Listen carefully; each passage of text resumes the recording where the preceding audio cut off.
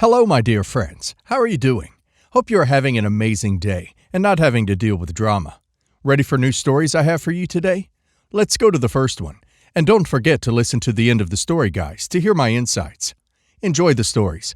And don't forget to like and subscribe. And of course, don't forget to leave a comment. My son was married to Jenna, and they had my grandchildren, Ella, now 19, and Kai, now 18. And Luca, now 15. 10 years ago, we lost my son to a workplace accident. Jenna remarried 3 years later and became a stepmom to a 2-year-old and a 2-month-old. She later had 3 more children with her husband. My family and I stayed very close to our grandchildren, and we were still in Jenna's life, but there was never much of a closeness there between Jenna and us. There have been bumps along the way, included but not limited to issues when the kids wanted to spend time with us instead of her in-laws, and when her stepdaughters became upset about having less grandparents and wanting to be adopted by us. More recently, Jenna was upset to learn our son had left money for the kids that was guarded by my husband and I. She learned this when Ella reached 18, and my husband and I discussed how she wanted to access the money. He left money with Jenna also, but he wanted something that would be protected by someone else if he were to die. Jenna felt like it was unfair that Ella, Kai, and Luca would have such a big start in life between our son's money and money my husband and I added to the account. This is what leads us into this next problem. Ella's youngest stepdaughter was diagnosed with cancer a few months ago. Treatments have cost them a lot, and they want to go to another country with her for a different kind of treatment for her cancer, one that has shown great promise. The problem is affording all of this. Jenna wanted my husband and I to fund this, either by taking money from my grandchildren's accounts to give for the treatment, or by paying with other money. She said we clearly have access to more money than they do, and it's the right thing to do. To hell with biology, because if we can pay for our grandkids to go to college and beyond, we should be willing to pay for a surrogate grandchild's life-saving cancer treatments. I told Jenna she would not get any money from me and would need to find another way to pay for the treatment. Ella and Kai already warned me that she had tried to get them to convince me. Luca is also having trouble with it, but he said he's doing fine. Jenna is frustrated and angry, and she told me I was cruel and soulless. I felt bad for her because I can see she is at a breaking point, and it appears that the marriage is having trouble because her husband is also aware of the money and feels like it should be used for his daughter instead of college for my grandkids. So, am I sympathetic to them? As a mother who lost her child, I know it's agonizing, but I also want to look after my grandkids and honor my son's wishes. Am I the a-hole? Not the a-hole. Surrogate grandchild. What the duck? Her new family has nothing to do with you or your late son. It is awful that their child has cancer, but that is their problem. It is their new family, and she has her own family, as does he. Why can't they pay for it? To try to go after the money for the future of the children of your late son is just disgusting, especially since one is just 15. Not the a-hole. They should respect that decision immediately and not feel entitled to it. Your son's money is for your grandkids. If anything, they should be grateful that the financial burden of your son's kids has been at least partially taken care of, which will allow them to focus on their sickly child. Not the a-hole. Yes, your son left money for his children, and you are right in preserving that for them to have when the time comes. However, you don't appear to be very sympathetic to the situation. A mother is concerned about her child and is looking for help. You are linked to your daughter-in-law no matter what, and as much as it was a tragedy what happened to your son, would you really want her to go through losing a child? It may be the way that you have written. However, you can support the mother of your grandchild in a number of different ways, not just financially, through what must be an extremely difficult, upsetting, and stressful time. My 24 female. Parents got divorced back when I was 11 years old and shared custody of both myself and my younger brother, 20 male. A few months after the split, my dad introduced my brother and I to my now stepmom, who we'll call Mary. My dad never gave Mary any kinds of boundaries when it came to dealing with my brother and I. So growing up, she'd often cross the line, and my dad wouldn't do anything to stand up for my brother and I, and always sided with Mary. Fast forward years later, my dad and I now have a pretty good relationship, and I've forgiven him. I've forgiven Mary, but don't have a close relationship with her. We're cordial with each other, but not close by any means. I've never gotten an actual apology from either of them. I've just chosen to forgive and let it go, but never forget. My dad and Mary had their wedding in early 2020, right before virus. I was not involved at all in the wedding. I wasn't in the wedding party, and my boyfriend and I were set at a table with 4 other people in total, including us. It was essentially like the leftover table in my opinion.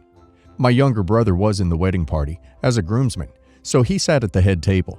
The whole situation just made me feel pretty crappy that I wasn't really involved in the wedding at all, besides for a few pictures. So now boyfriend, or fiancé now, and I have been engaged for a year, and the wedding is next month. My dad is going to be walking me down the aisle. I sat my mom, dad, brother, and both my parents in the front row for the ceremony.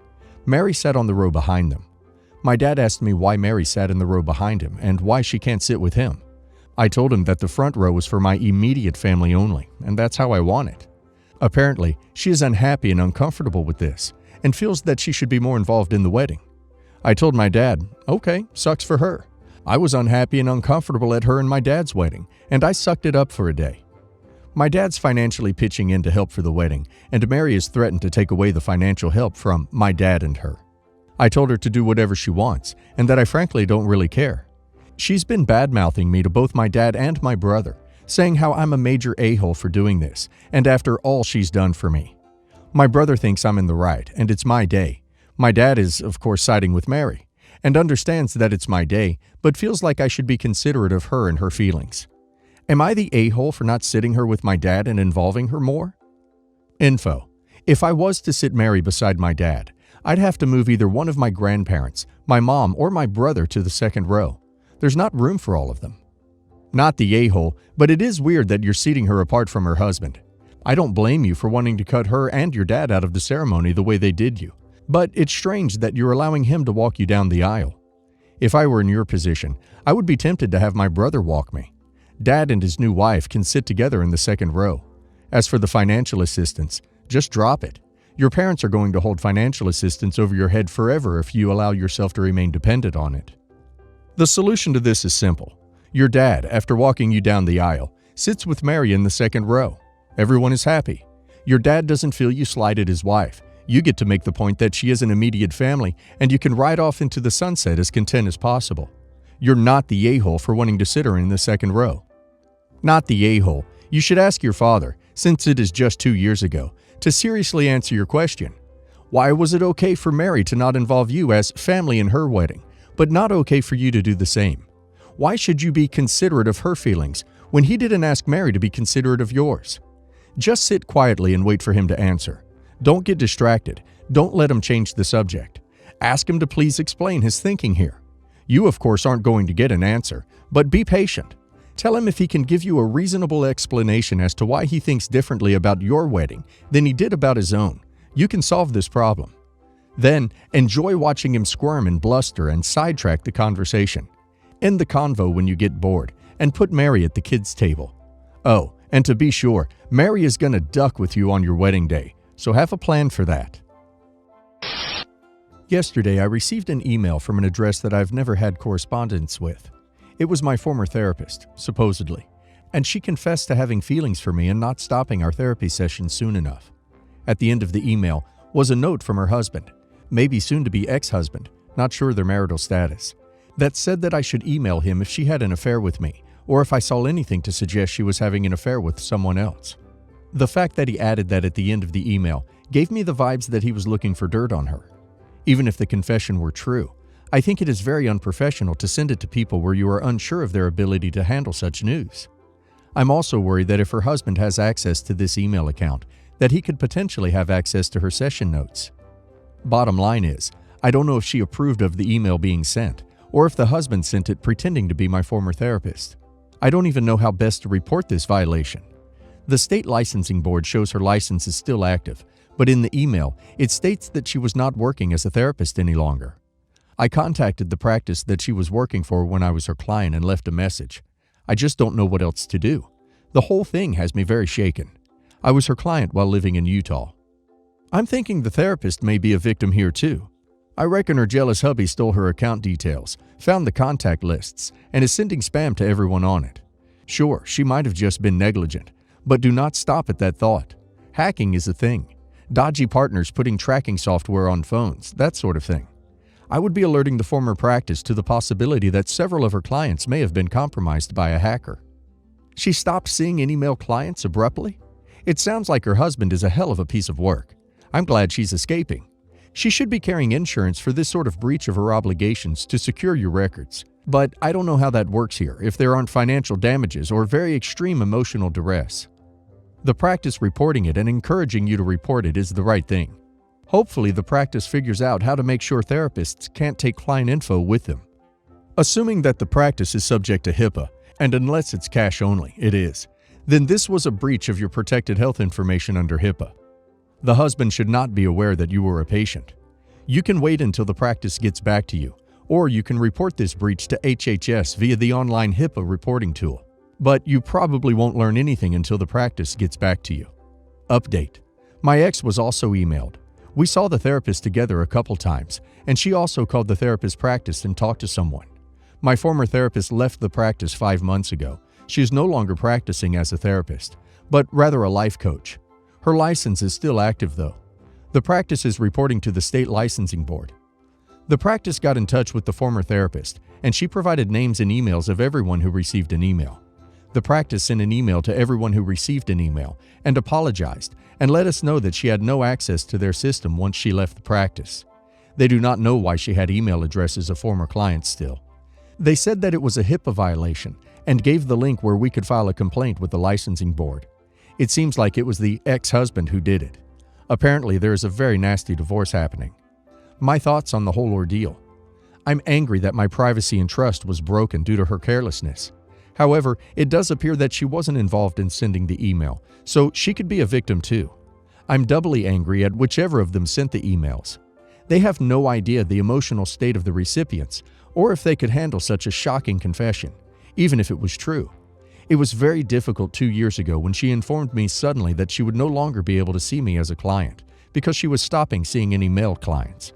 I had just divorced, was living on my own, and it was the early days of the virus, so I was entirely alone. Being involved in all this has brought up some of those difficult feelings. I have a supportive wife and I'll make it through, but what a wild trip the last day has been. I, 24 male, purchased a new vehicle late last year. Well, new to me. It's a 2021 model year with 20,000 miles on it. Over the past couple of years, I've managed to become completely debt-free, started a savings account, and boosted my credit score considerably. I considered my purchase to be a reward for myself for being financially responsible, as well as a replacement for my older, less than reliable vehicle. I purposely chose not to tell my father, who lives in another state, about my purchase because he is the most hypocritical being on the planet. I love him, but he can turn any subject into a 30-minute lecture on what I could have done better. Given Dad's nature, I asked each member of my family that regularly speaks to him to not mention the vehicle. I accepted that he would find out eventually, but I was not in a hurry for that day to arrive. I asked my brother, 21 male in particular, not to say anything, because he knows just as well as I do how Dad would react. Not even a day after, I received a phone call from my dad. He asked me how I could be so irresponsible and couldn't believe I'd get rid of my old car for no good reason. He proceeded to criticize everything about my purchase, from the make, model, to the trim level, and even the color. He thinks black was a poor choice because it's harder to keep clean. After a thorough tongue lashing, I point blank asked him how he found out.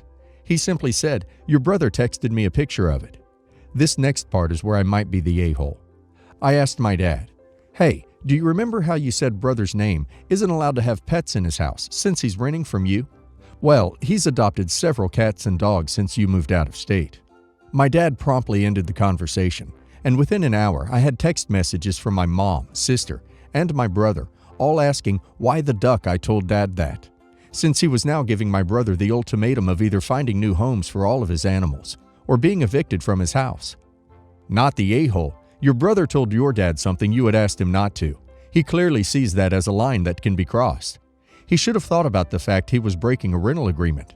Also, even if it wasn't a tit for tat, it's not unreasonable to tell the owner of a property that it's being used in a way they hadn't permitted.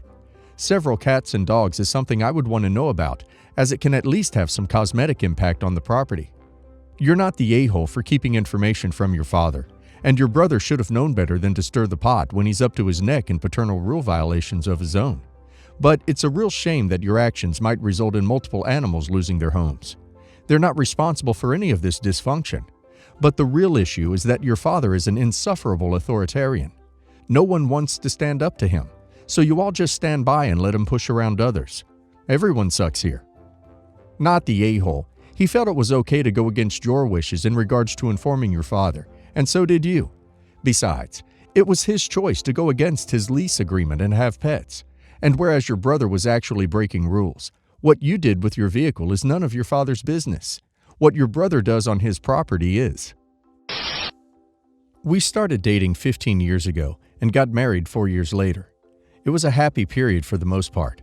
We have a 14-year-old daughter and a 12-year-old son. 18 months ago, I was worried that my then wife was cheating on me with one of her coworkers, who looked barely older than 20. Her flirting was noticeable to me, and I called her out. She insisted no harm was done. Still, my daughter said she saw him and her come into the house when I was away at one time, and she told me she was offered money not to say anything. She took the money, but told me anyway. Not wanting to get her into trouble, I investigated further. Ultimately, this ended with her divorcing me and accusing me of being paranoid, and she moved in with her affair partner. We agreed that I would have primary custody and she would have visitation rights. Still, my kids refused to see her.